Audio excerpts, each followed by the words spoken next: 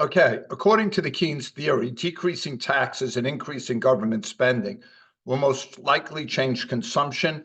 Expenditures is just spending. And remember, for every dollar you spend, someone makes a dollar. So expenditures always equal income.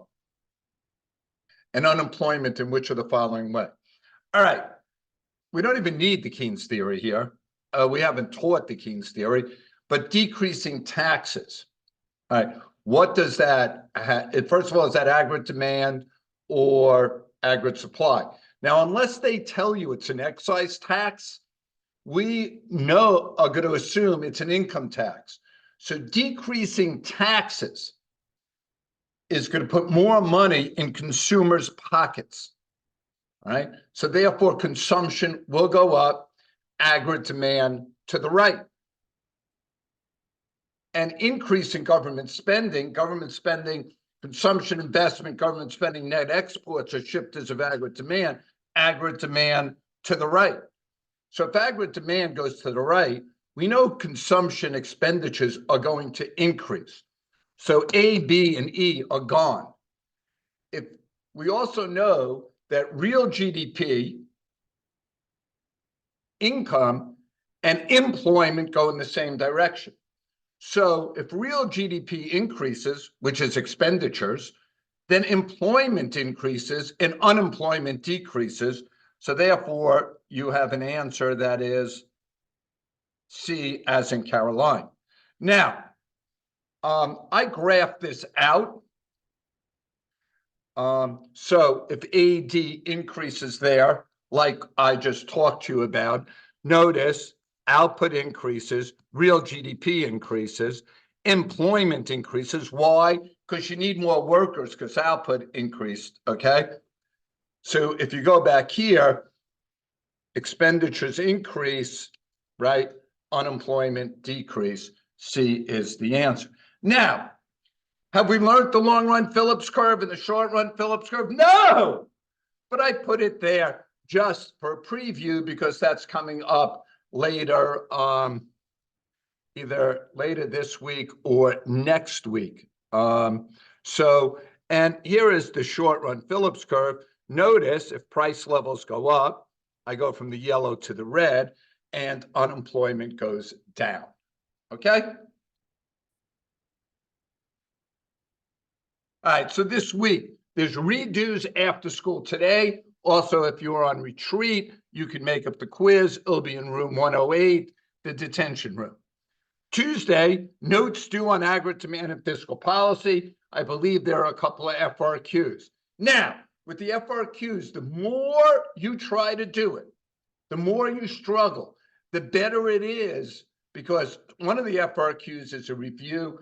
The other is an example of an FRQ that could be on the test.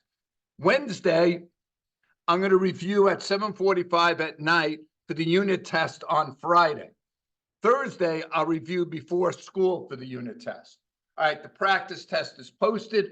The unit test is on just these two chapters, but there's a lot there. So I would also remind you that Tuesday, before and after school, I'll be doing a review. Thursday, I'll do a review, like a 20-minute review after school then, okay? And then Friday, we'll have the unit test, and I believe that's in seminar, right? So it's 6 is today, 1 is Tuesday, 2 is Wednesday, 3, 4. We'll do it in seminar, okay? As I know Mr. Robinson's here, so if you have any questions, just write it down on the note sheet. I should be here about 15 or 20 minutes into the class. All right.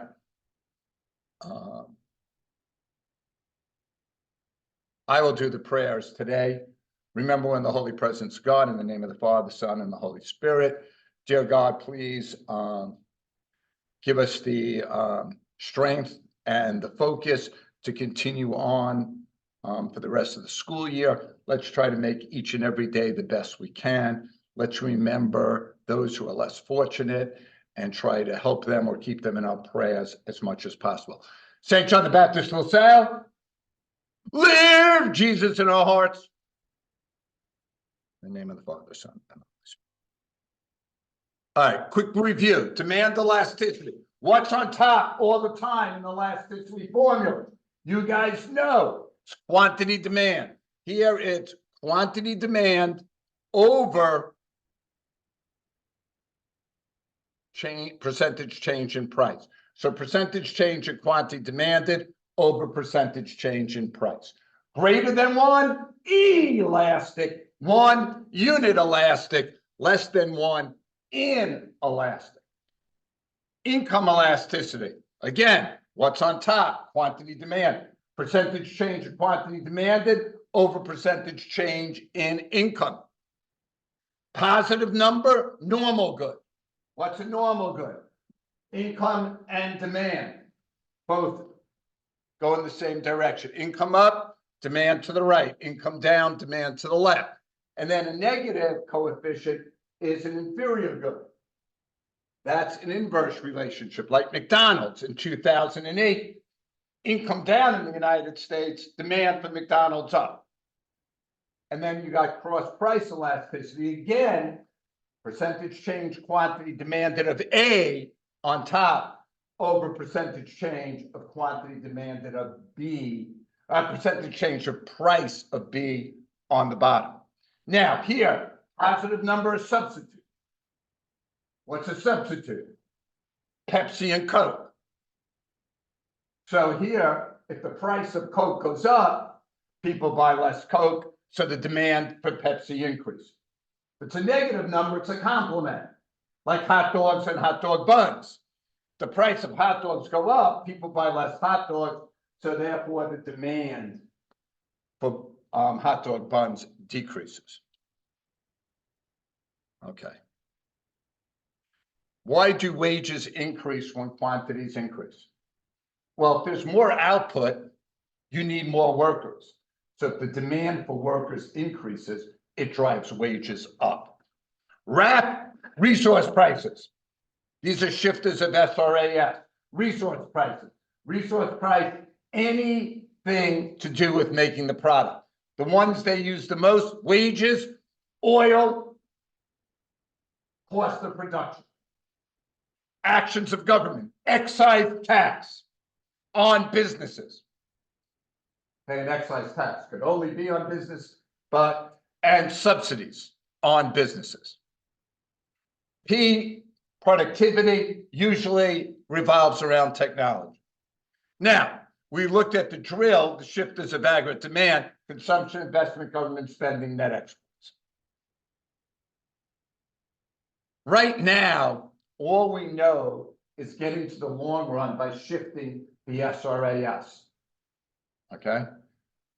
But today, we're going to probably look at how government intervenes. So we've been looking without government action. Now we're going to look with government action. Wages, resource. Wages are, do we pay our workers more or less? That's a resource.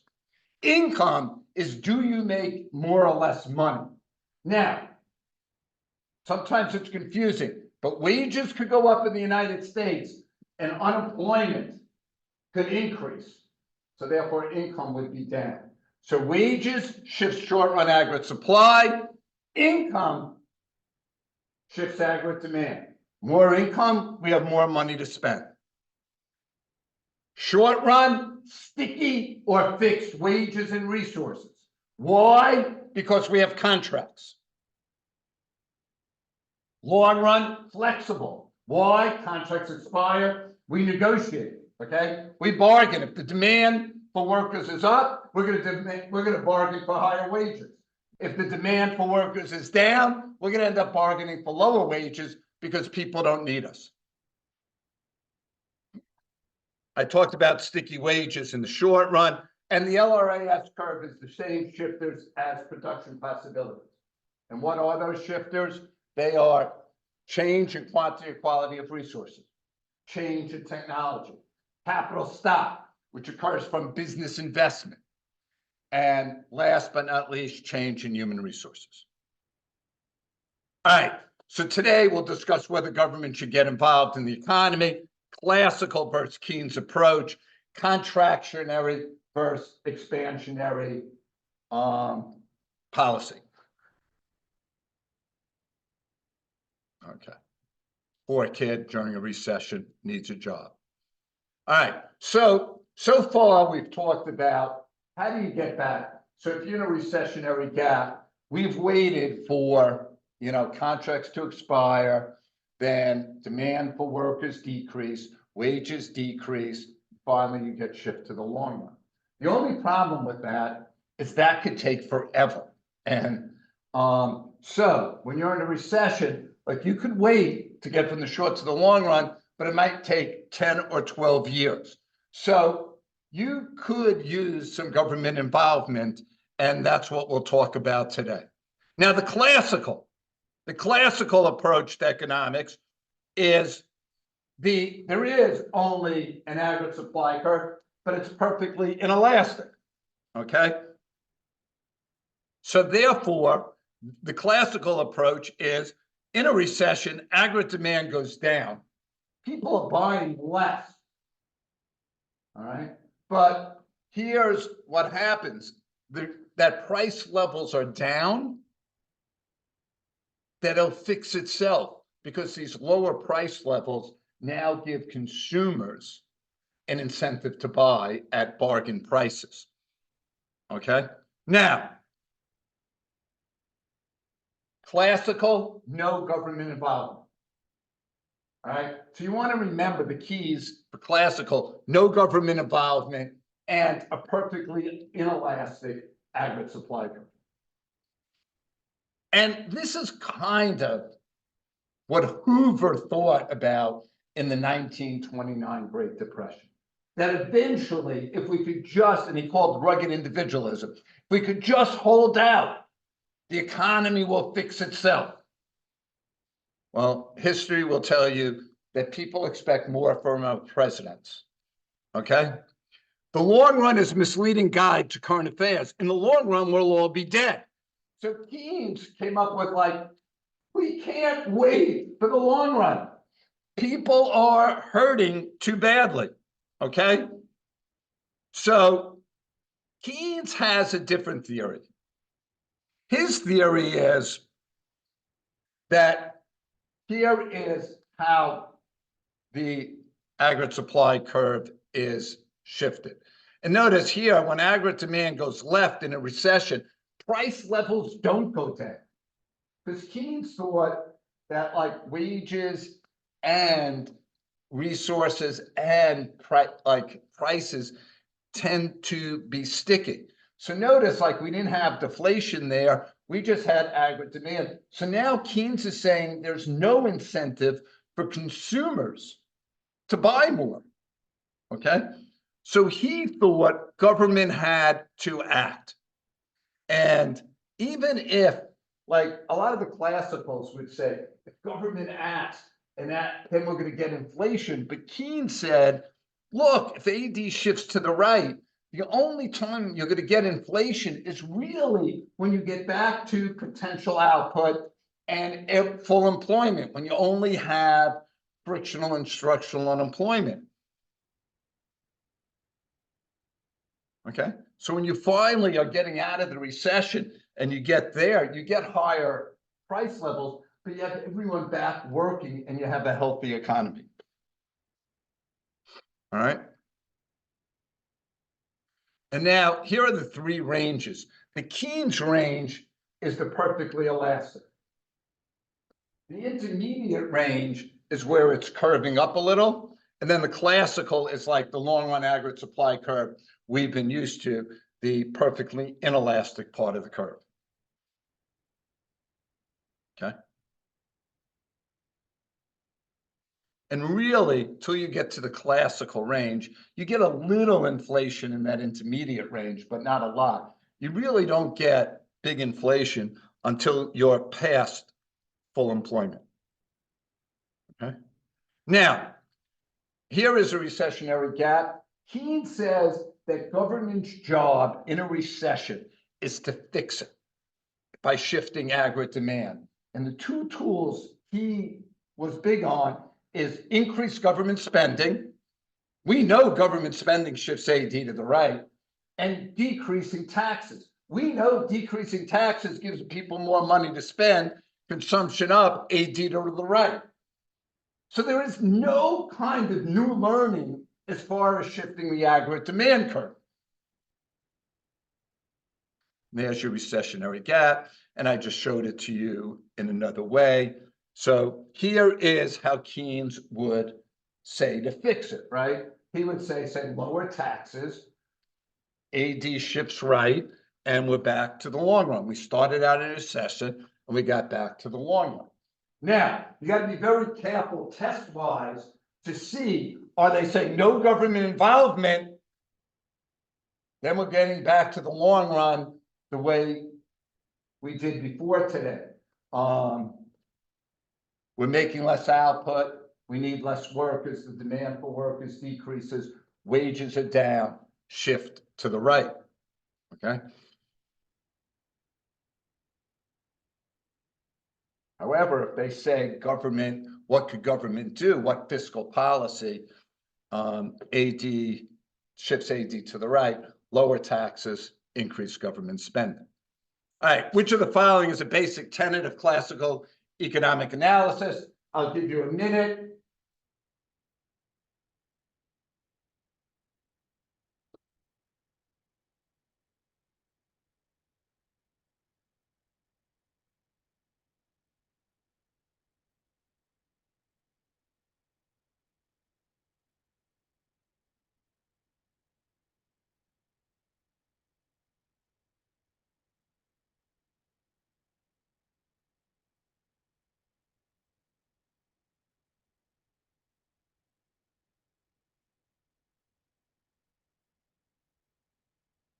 Okay, and I hope you got B as in broccoli, the economy is self-correct. Okay. Which of the following are most likely short-run effects of an increase in government expenditures? Again, here is kind of, we're in a recession. Keynes would say increase government spending. Give you a minute to figure this out. Use a graph. Graph it.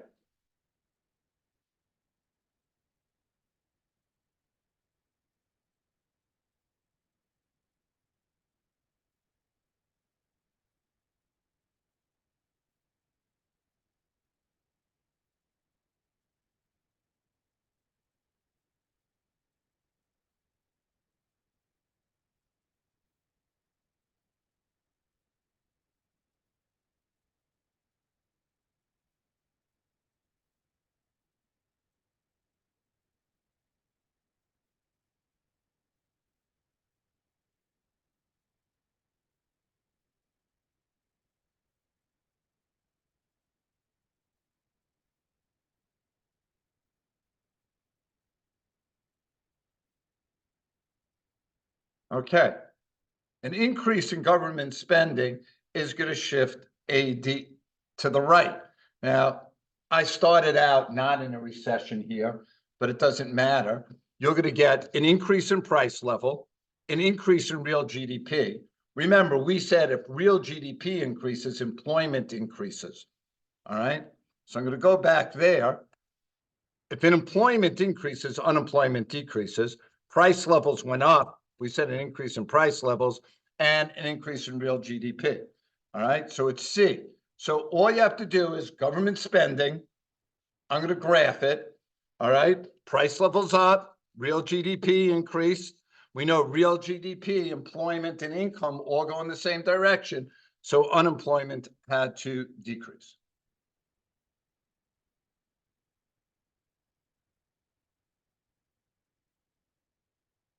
That's just that. All right. So we're going to talk about the economy like a car. All right. Now, my first car I ever drove was a Ford Escort. Okay. And you couldn't get that Ford Escort up to 120. If you got it to 80, the wheels started to shake. And it could go to 80, but it's not sustainable. You could drive at 120 miles an hour. Like, you guys could do an all-nighter.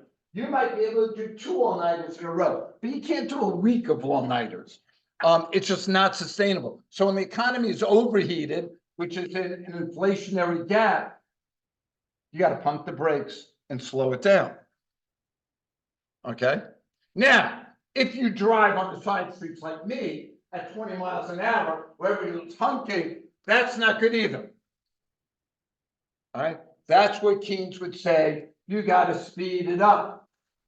Government spending, lower taxes. Okay. All right.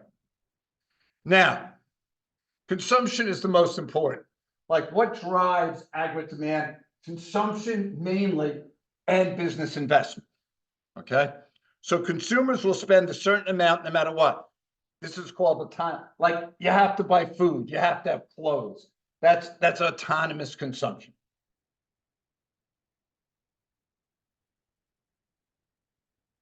And then disposable income. So what is your income after taxes? Okay. If incomes are less, then you have negative savings. Then you're going into debt. All right. If they're less than the autonomous, you can't really buy other stuff, extra stuff. You're in debt just paying for your food, your rent, your basic necessities. So if the country is where incomes are falling and we're in dis-savings, the government steps in. Okay. And again, they have a couple of tools. Okay. The first is discretionary fiscal policy. And that is Congress creates a new bill through spending or taxation. Now, here's the problem. By the time Congress figures out we're in a recession, we've been in a recession for a while. And by the time the Republicans and Democrats can agree on anything, the recession takes a bigger toll. So discretionary fiscal policy often takes a long time. Okay. Now, in a recession, Congress would increase government spending or decrease taxes. And I'll show you this in a second. Now, we have non-discretionary fiscal policy, which is sometimes called automatic stabilizers. What that is there's laws already in place. So to slow down the recession.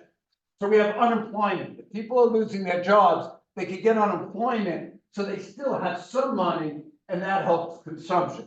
We have welfare. We have Social Security. We have those government transfer payments that will help people still have some money to buy things and trying to prevent the recession from becoming a depression. And if you remember, during COVID, the president sent out like $1,200 stipends to a lot of people. Again, trying to give people money so they could consume, and it would only be a recession, not a depression. Okay. Now, when you're in an inflationary gap, you want to contract the economy. You want to pump the brakes and slow it down. Okay. So you're going to, one, decrease government spending. That would be AD to the left. Or you're going to increase taxes.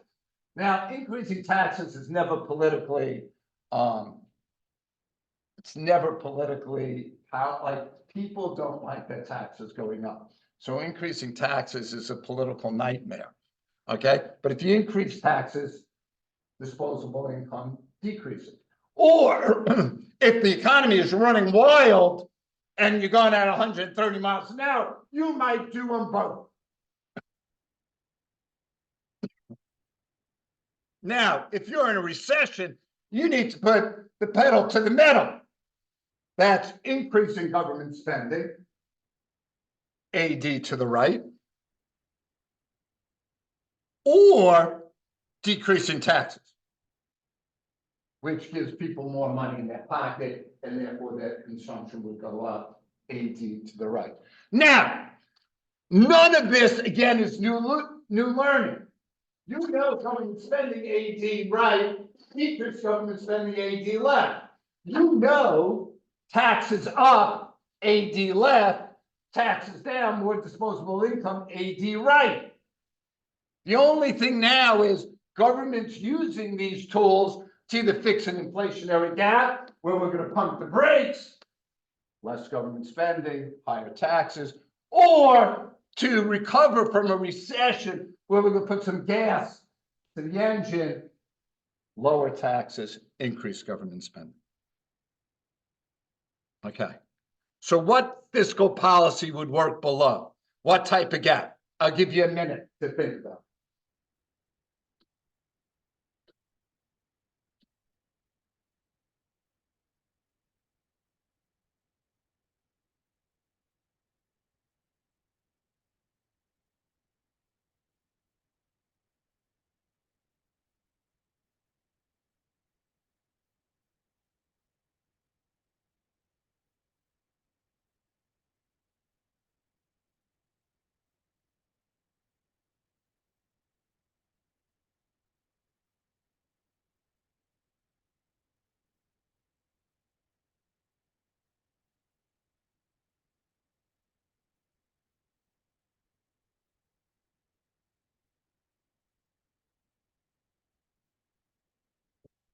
All right. Anytime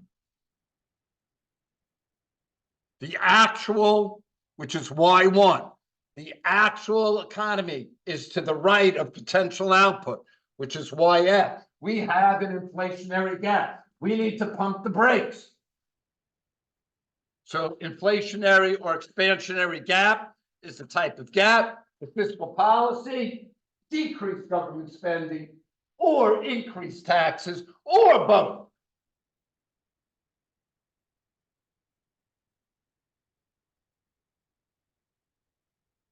Okay. So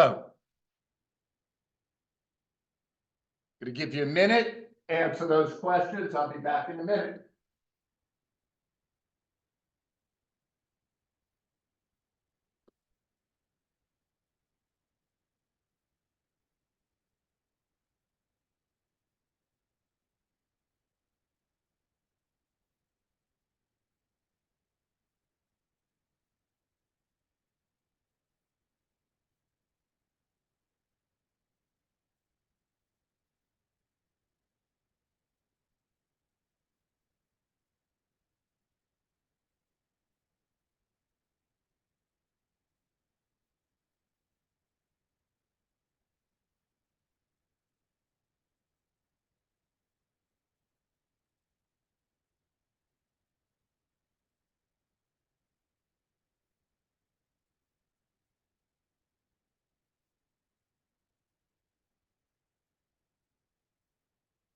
Okay, we're to the we're at making like 500 billion. Our potential is 1,000. Remember, potential output is the output you increase at full employment when you have no cyclical unemployment. At the yellow dot, we have cyclical unemployment. We're to the left of the LRAS. We have a recessionary gap. We want expansionary, right? Because we want the GDP to expand. And the two options are increase government spending, lower taxes, or the third option, do both. And there is your aggregate demand. Okay. I'll give you a minute. Which of the following combinations of change in government spending and taxes is necessarily expansionary?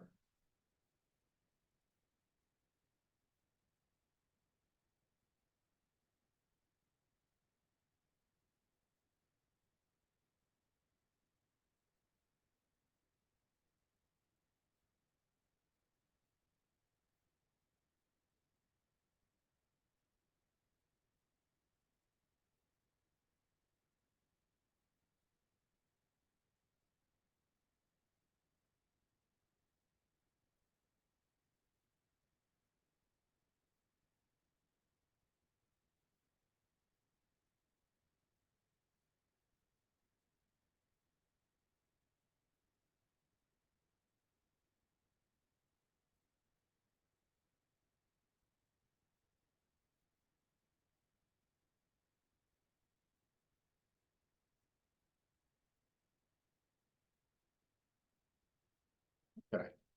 Which of the following combinations? if I want to expand the economy, I got to increase government spending, AD to the right. C, D, and E are gone. All right, I got to decrease taxes so people have more money in their pocket. B as in broccoli. Okay.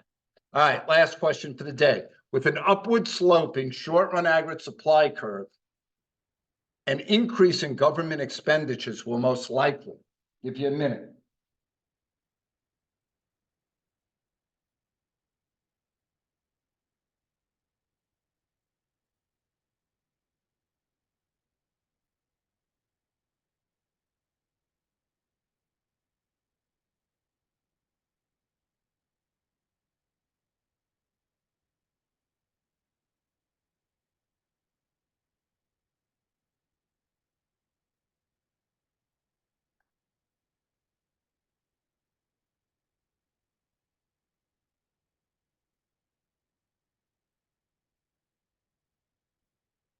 All right.